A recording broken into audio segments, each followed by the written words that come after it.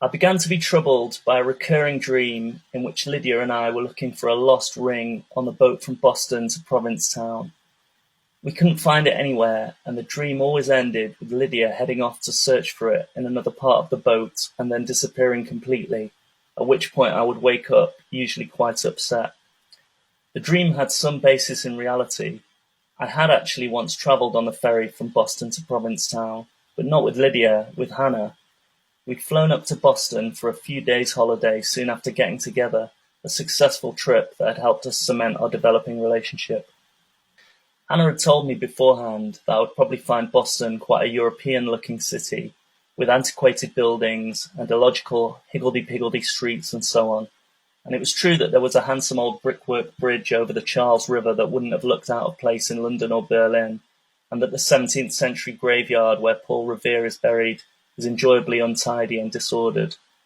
But in my opinion, the city still had the unmistakably tough and unsentimental tang of America, that feeling that if an 18-wheel truck making an important delivery needed to get to a depot one day, the residents would quite happily demolish the Cathedral of the Holy Cross to let it through, and concrete over Benjamin Franklin's birthplace to give it a bit of space to turn round. Hannah had laughed at that. She'd found my sense of humour a real novelty when we first met, which had been very flattering. She asked where else I'd visited in America so far.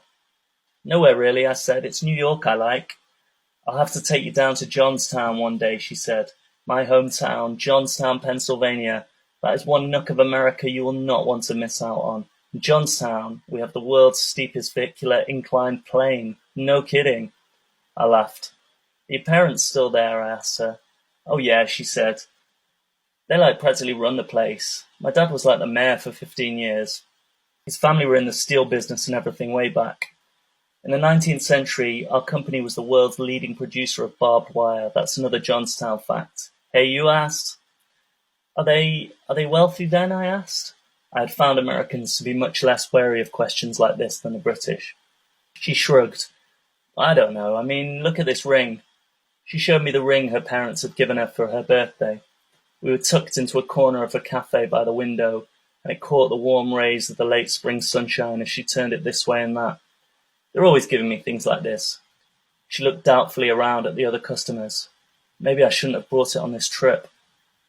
We took the fast ferry out to Provincetown the next day, 1.5 hours each way, out across the mouth of Cape Cod Bay, the arm of the peninsula sticking way out into the Atlantic, flexing its biceps. And as we walked along the dunes on the northern headland, buffeted by the ocean winds, I found myself, most unusually, thinking of England, staring out into the haze of blue sky and blue sea overlapping white at the horizon. Most of the time in Manhattan, surrounded by New York on all sides, the subway below me, the skyscrapers above me, it was hard to believe England still existed. But here I felt I could almost see it, out east across the thousands of miles of ocean following the curve of the earth. Unsettled, I closed my eyes and turned away, and the feeling soon dissipated. That night, on the way back to Boston, we stood at the prow of the boat, holding tight to the white front rail as the blisteringly powerful headwind tore through our hair and billowed up our clothes like sails. Oh God, did I drop it? She said suddenly. What? I asked. She was looking at her hands. My ring, did I drop it? She stepped back from the rail and looked down at the deck. Did the wind catch it? She said. I began to look around. Hannah leant over the rail, stared apprehensively into the churning, roiling swell of the ocean. We looked all around the prow and then retraced our steps around the boat with increasing pessimism. I definitely had it when I got on the boat because I took it off when I washed my hands in the bathroom, she said. Did you definitely put it back on? I remember I did, she said. But I've checked in there anyway and it's not in there. I asked the barman if he would let us know if anything was handed in and left him my phone number, but I don't think either of us felt very hopeful. Just before the boat reached Boston, Hannah and I returned to the prow and she gazed sadly overboard. It must have come off when we were holding the rail, she said. It must have come off my finger. It was never a very tight fit. Oh dear, Mum will be disappointed. Oh dear, I said, pulling her into the circle of my arm. To cheer her up, I took her out that night to a very well-reviewed seafood restaurant in the North End, and by the end of the evening she'd almost forgotten about it. And I thought I had too. After all, it was many years ago now. but perhaps sometimes these memories are buried closer to the surface than we think.